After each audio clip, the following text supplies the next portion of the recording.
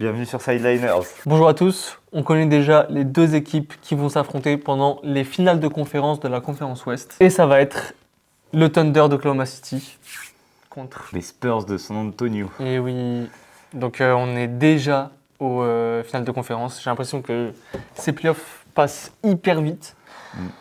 Alors qu'en vrai, On a pas des séries tellement. serrées, on a des trucs et tout. Ouais. En vrai, c'est sympa à suivre. Avant de plonger dans cette série, déjà, je m'excuse pour la capuche, vous n'avez pas envie de voir mes cheveux, je sors du foot. Donc c'est pour votre bien, c'est un manque de respect, mais je vous manquerai encore plus de respect si j'avais pas ma capuche. Donc on commence par là. Après, dans cette preview, comme toutes les autres previews, on va parler de la dynamique des deux équipes là, en sortie du round précédent. Du top 3 des joueurs. Et cette fois-ci, on va rajouter un petit facteur X par équipe. Ah ouais, tu fais des innovations toi. Je fais des innovations sans te prévenir. Et ensuite, on vous donne évidemment le pronostic, vu qu'on a toujours raison. On avait évidemment dit Spurs in 6 et on est tous les deux dit Thunder in 4. Bah franchement là, là on est boosté là sur celui-là. J'avais dit Thunder en 4, moi, ça rappelle. J'avais grave dit les Non, 15 t'avais en dit 6. Thunder en 4, t'avais dit Thunder en 4. Personne n'avait cru. Attends, je t'assure que... Eh ben, écoutez-moi bien. On va commencer par cette équipe du Thunder. Elle n'aurait pas dû éliminer cette équipe des Lakers en 4. Pour moi, le game 2 et 3, c'est quand même abusé la manière dont les arbitres sont beaucoup plus laxistes avec le Thunder. Leur manière de défendre, leur manière d'attaquer. Alors qu'en face, les Lakers, ils ne pouvaient pas. En fait, c'est simple. Je suis pas contre le basket que propose le Thunder. Ils jouent dur et tout, c'est bien. Le problème, c'est que si en face, Je sais même pas si tu peux appeler ça jouer dur. l'équipe en face ne peut pas jouer dur également, bah en fait, c'est juste que tu avantages une équipe à pouvoir faire des micro-fautes. T'as juste une équipe qui agresse l'autre et... Ouais, c'est ça.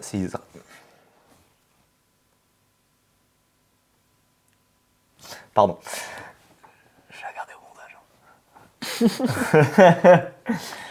Cette équipe du Thunder, souvent, on l'a vu cette saison, même la saison dernière, dans les playoffs dernières, et ces playoffs-là, la première mi-temps, c'est serré.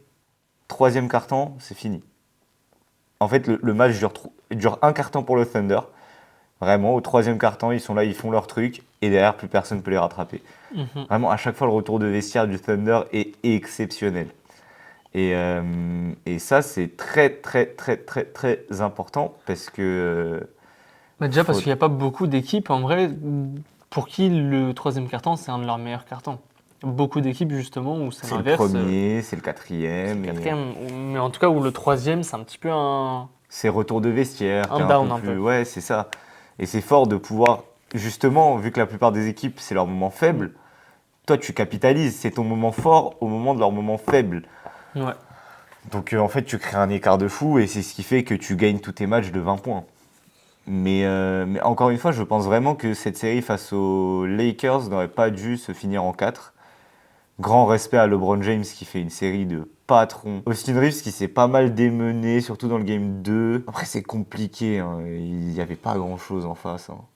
Les Lakers ouais, n'avaient c'est pas ça. grand-chose à proposer. Le problème, c'est que t'as pas Luka. S'ils profitent aussi tellement du troisième carton, c'est qu'ils ont une profondeur de banc qui est Oui, c'est inégalée.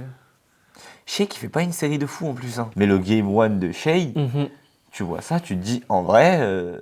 Et même la série de Shea, il n'a pas eu besoin, notamment. Parce que Jared McCain et Jay Mitchell, ils ont fait un taf de malade mental. Ouais, vraiment, on peut mettre un gros pouce bleu là sur Jared McCain, qui est une super recrue pour le Thunder, qui ont complètement eu raison d'aller le chercher, et qui me fait encore plus déprimer pour Philly, parce que je ne comprends toujours pas. Plus je le vois jouer avec Oklahoma, plus je me dis qu'il n'y a aucun monde où tu vois ce joueur dans ton effectif, ce qu'il peut faire en sortie de banc au scoring, et te dire « Ouais, j'en ai pas besoin. » Et les playoffs qui arrivent, non, j'en ai pas besoin. Quand les Spurs voient ce que Shea fait, notamment sur le game 1, 2, 3, tu te dis limiter ce joueur qui tourne en 30 points de moyenne sur la saison à une vingtaine de points. C'est possible.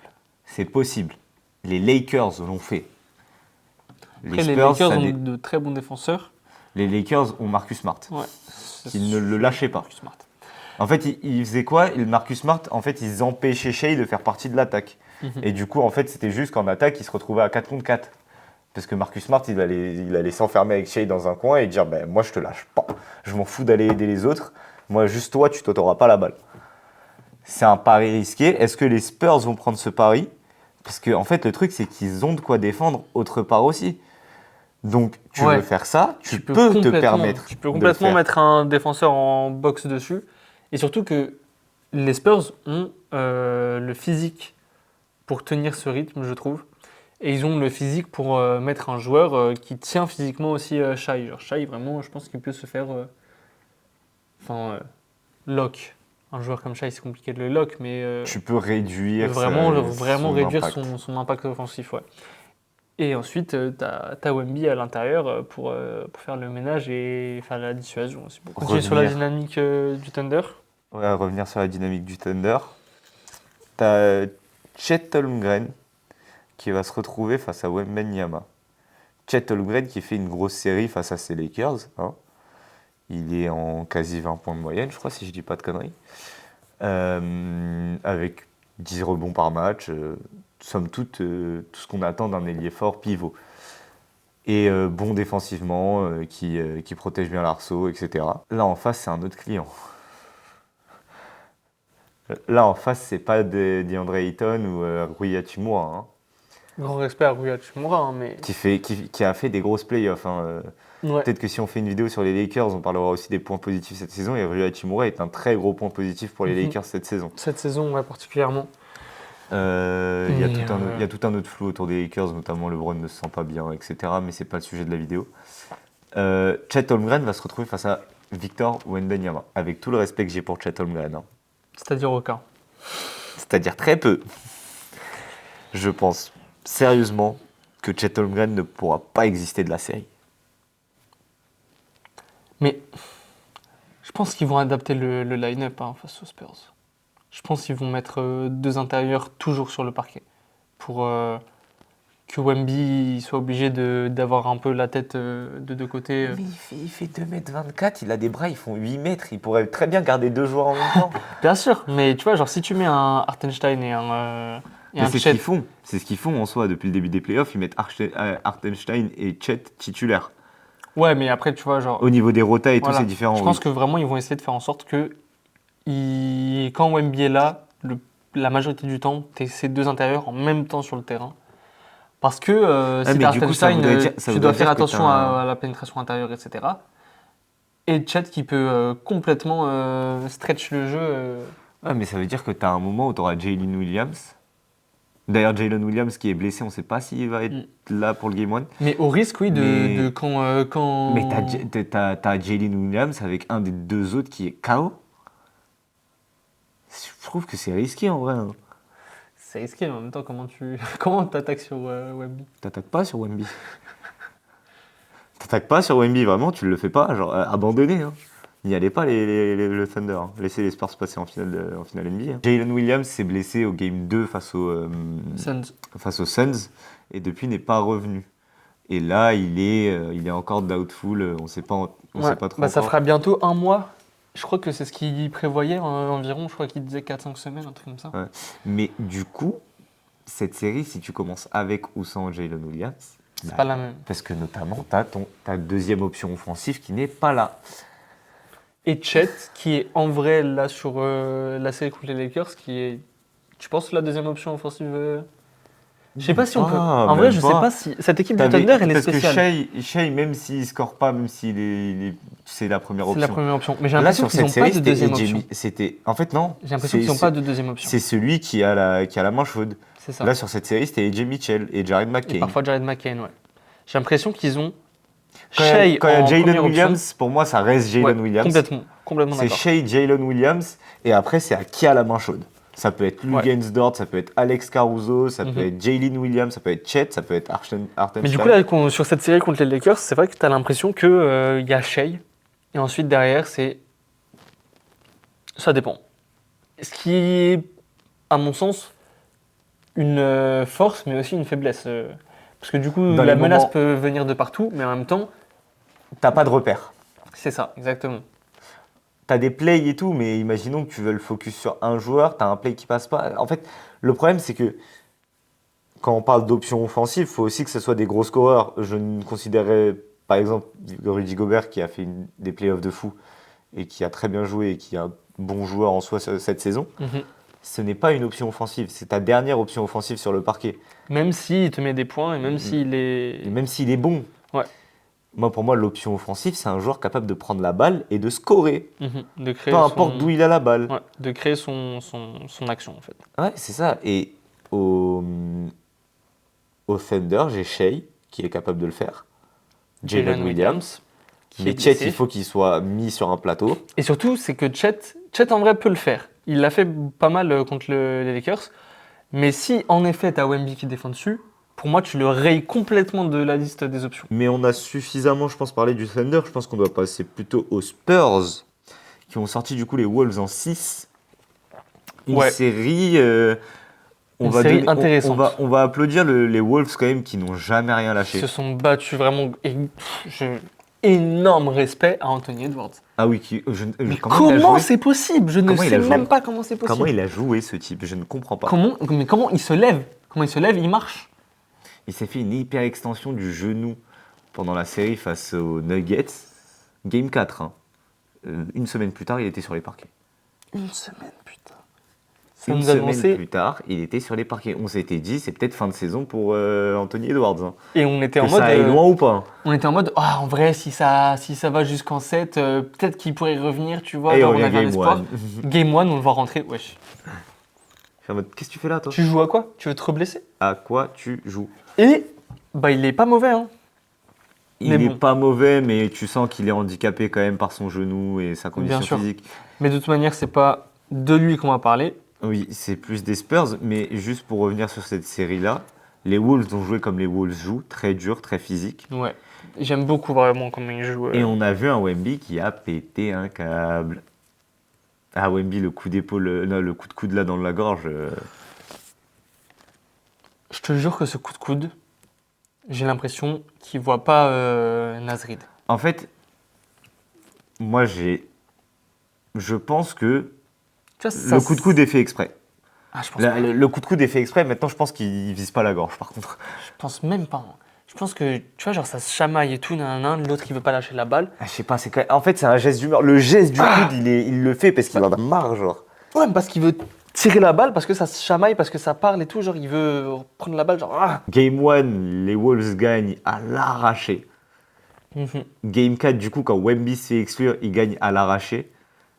Mais quand c'est les Spurs, ils mettent des blowouts. Oh, le game 2. Le Pas game 2. intéressant. Mais frère, Pas intéressant, juste les Spurs ont dit non. le game 2, il y a quasi 40 points d'écart. Le game 6, avec lequel les Spurs gagnent la série, 30 points d'écart.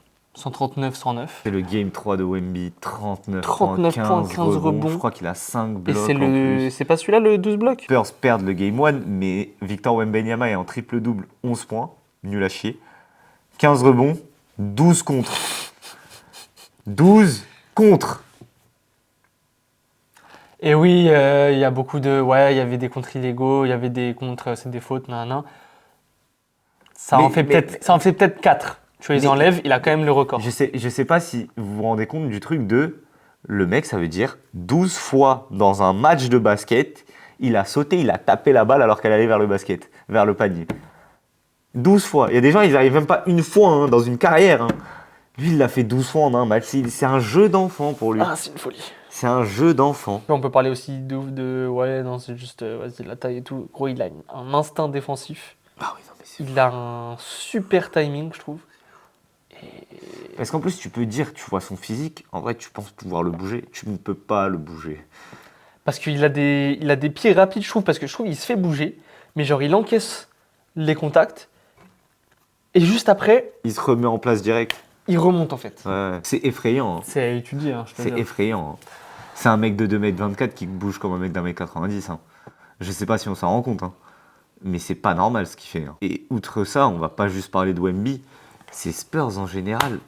Parce que dans le Game 4 où Wemby se fait exclure très rapidement, t'as quand même ça se joue à 5 points, quoi. Ça se bagarre. Hein. Ça se bagarre. T'as Jaron Fox et Dylan Harper. S'il vous plaît, Dylan Harper, on peut et en parler. Stephen Castle. Tout le roster a dit, il n'y a pas Wemby, on va aller jusqu'au bout. Dylan Harper qui fait un meilleur match que De'Aaron Fox. Hein. Il fait 24 points, 7 rebonds, une assist en 27 minutes. Dylan Harper sur cette série, j'ai l'impression que ça... Il était déjà très très bon, mais j'ai l'impression que ça a fait un petit déclic chez lui. Parce que les Wolves jouent très costaud, ils jouent très agressivement. Et j'ai l'impression que ça l'a forcé à... Ah ouais, mais c'est vrai que je sais utiliser mon physique. Genre, gros, tu vois comment il utilise son physique offensivement ?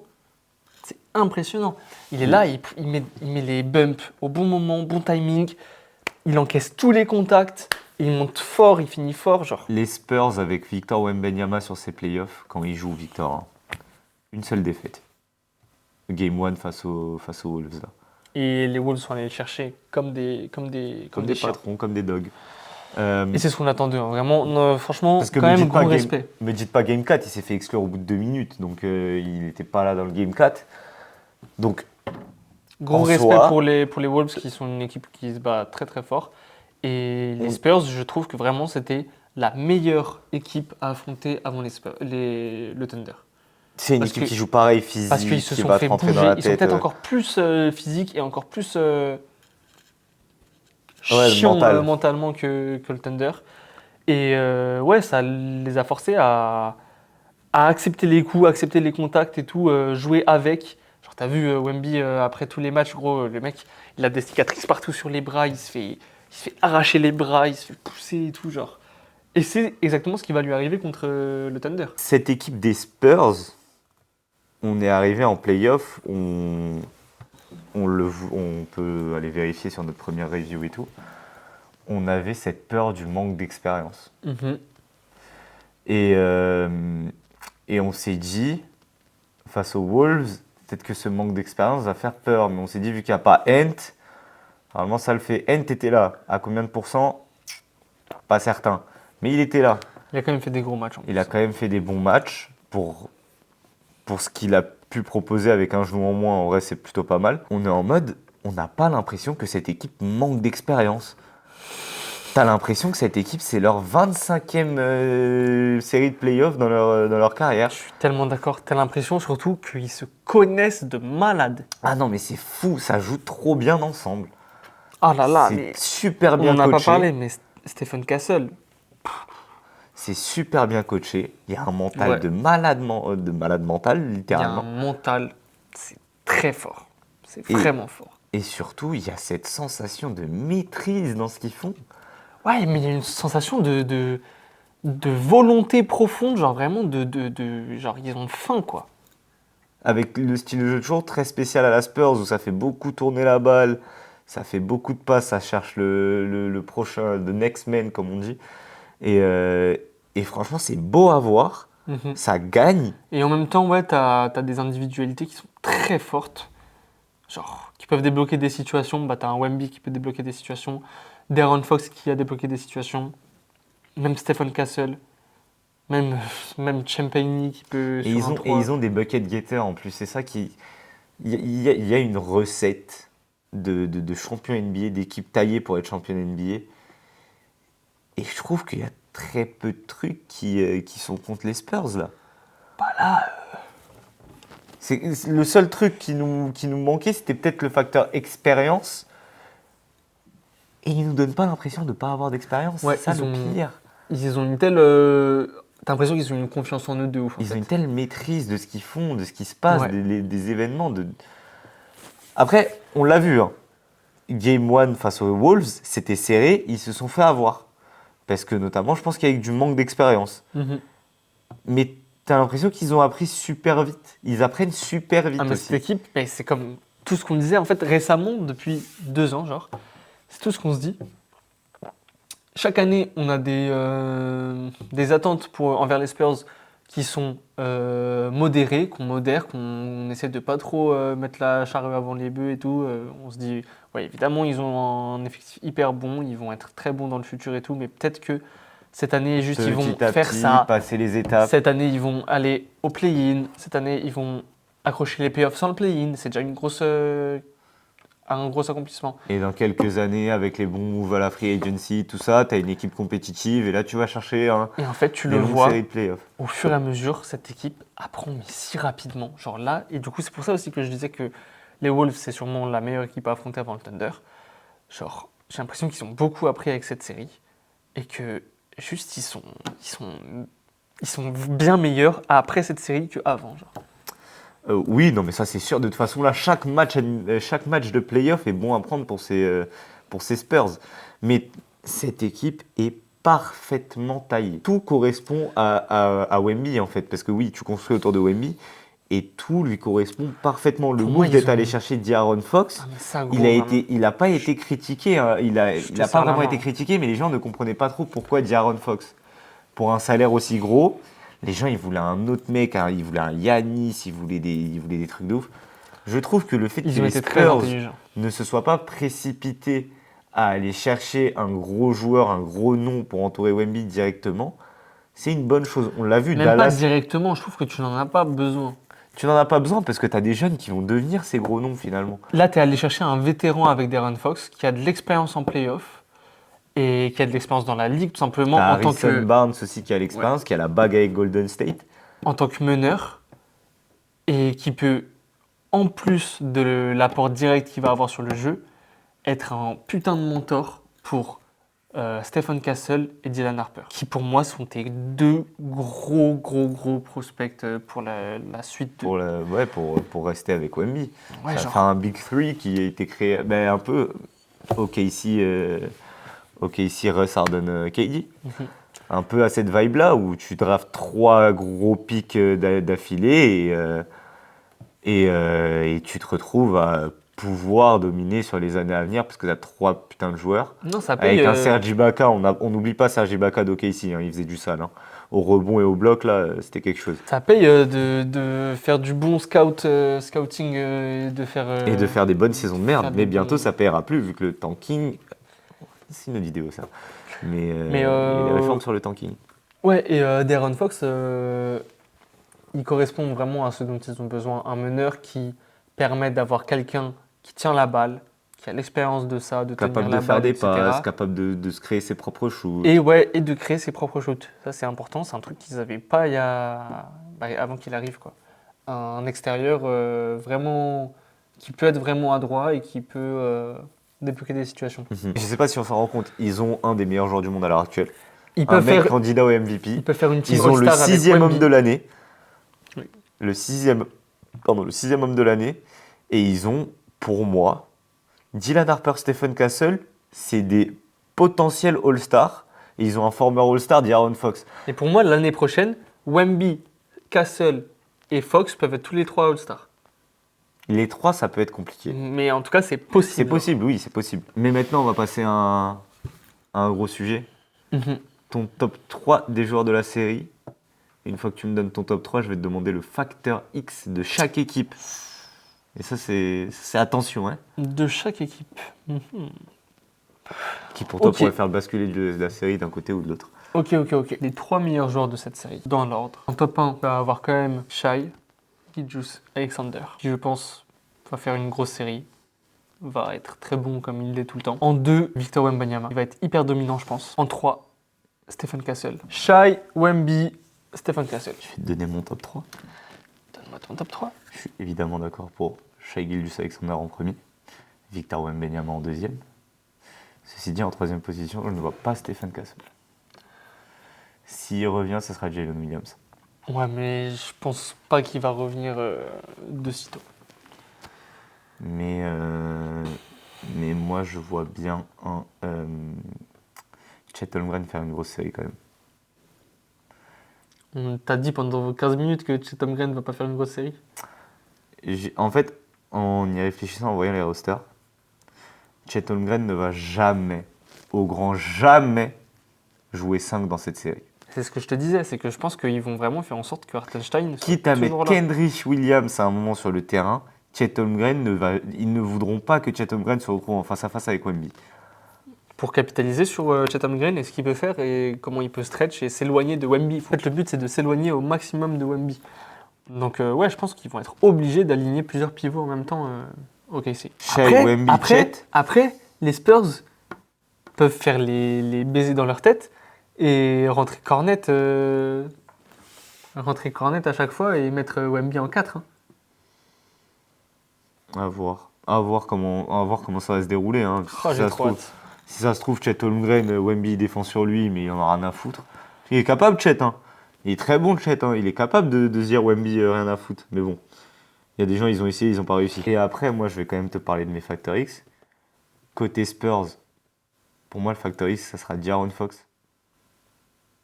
Parce que si De'Aaron Fox est capable d'un peu bien défendre sur Shai, quand il y aura les switches, etc., De mettre les shoots importants. de mettre les shoots importants, d'augmenter sa moyenne un peu, là, passer à 24 points par match sur cette série, parce qu'il est qu'à 19 points par match. Hein. S'il peut monter à 23, c'est déjà exceptionnel. Gros shoot, gros pourcentage, les bonnes passes, tout ça. Ça peut vite devenir compliqué pour Thunder. Par contre, côté Thunder, ça va être Isaiah Hartenstein. Et le truc, c'est juste comment tu vas pouvoir contenir Wemby. Est-ce que tu vas pouvoir essayer de réduire son impact offensif et défensif? Parce que aussi, il y a un autre truc. C'est que Chet pourrait jouer 5 pour stretch et faire sortir Wemby de la raquette. C'est vrai.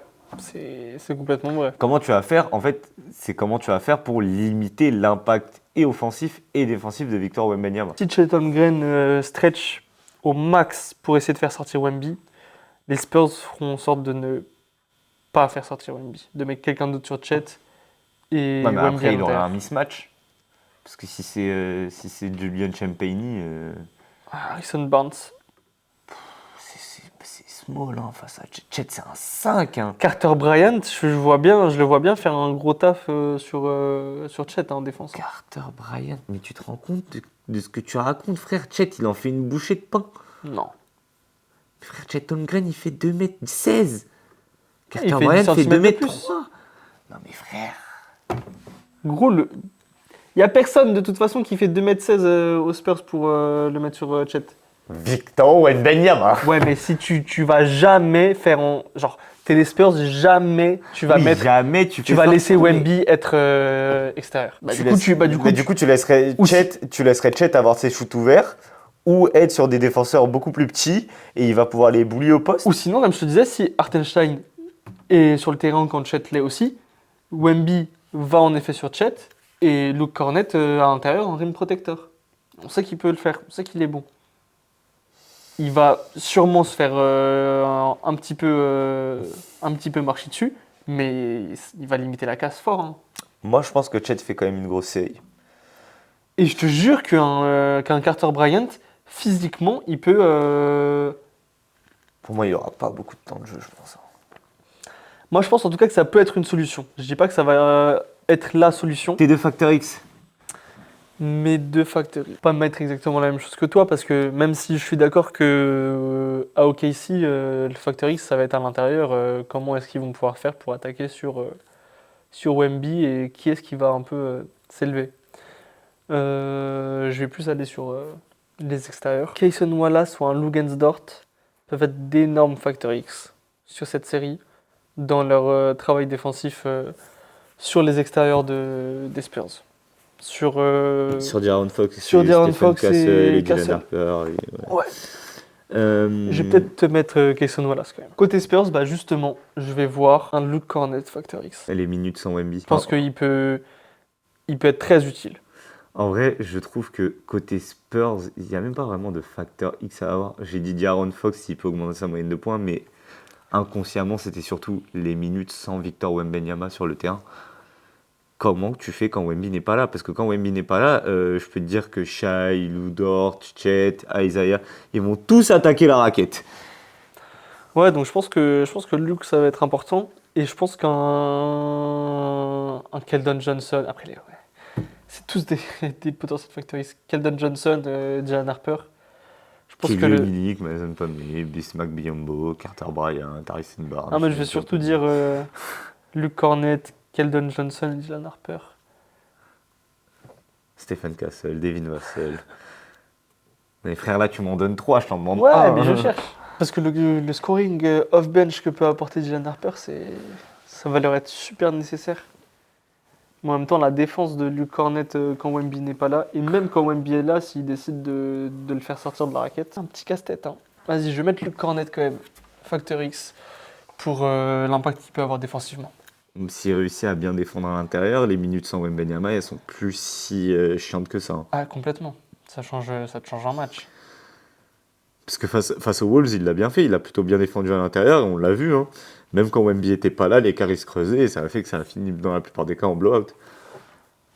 Donc oui, ce sera très très très intéressant à suivre si Luke Cornet est capable d'être bon défensivement, offensivement, c'est pas ce qu'on lui demande. S'il peut entrer ses quelques shoots, tant mieux.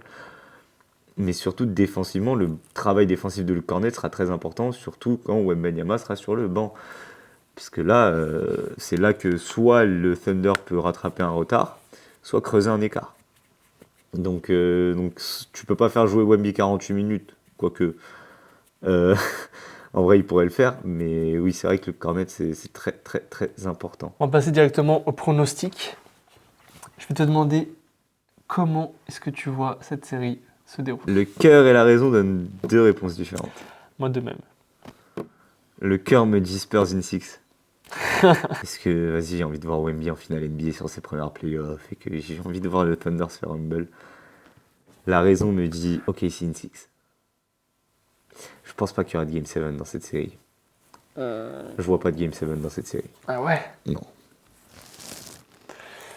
En fait, simple. Si le seul moyen qu'il y ait un Game 7, pour moi, c'est que ce soit le Thunder qui soit down 3-2, qui perde 3-2. Ouais. Je pense qu'on n'a pas encore vu ces Spurs face à un match où ils peuvent se faire sortir. Et je pense que là, il y en a certains qui peuvent perdre leur nerf. Et puis même si ça va en 7, c'est OKC. Parce que là, justement, je pense que le facteur expérience va faire beaucoup de mal à ces Spurs. Ben moi, justement, je pense qu'on va avoir un OKC en 7. Mais ma question, c'est est-ce que tu vois le Thunder mener 3-2 ou les Spurs mener 3-2 ? Non, justement, je vois bien les Spurs faire une grosse entrée, surprendre un peu OKC. Et OKC qui part... En fait, c'est ça, genre vraiment, j'ai envie de voir les Spurs gagner. Et je pense qu'ils en sont capables. Mais en même temps, quand je vois et l'effectif et l'expérience du Thunder, je pense que vraiment, ils vont jamais rien lâcher. Ils vont être très, très, très chiants à jouer. Genre là, je pense rien qu'un Caruso et tout. OKC in 7 parce que les Spurs vont faire un gros démarrage. Sur ce, maintenant que vous avez nos pronostics, donc OKC in 6, OKC in 7. Voilà. Même si on veut tous les deux que les Spurs passent en 6, on trouvera OKC en finale NBA. Encore. Ça fait chier. Qui est-ce qui vont affronter les Knicks ou bien les Pistons ou les Cavs? Ça, on le saura ce soir. Là, on tourne dimanche, il est 15h. Ouais, donc on saura ça ce soir. Ce soir, on a le gros Game 7 entre les Pistons et les Cavs. Et le Game 1 des Spurs et du Thunder, c'est lundi soir. Donc ça va très très vite. Là, il n'y a plus le temps de se reposer. Là, ils enchaînent. Donc on vous dit à très très vite. Portez-vous bien. Ciao.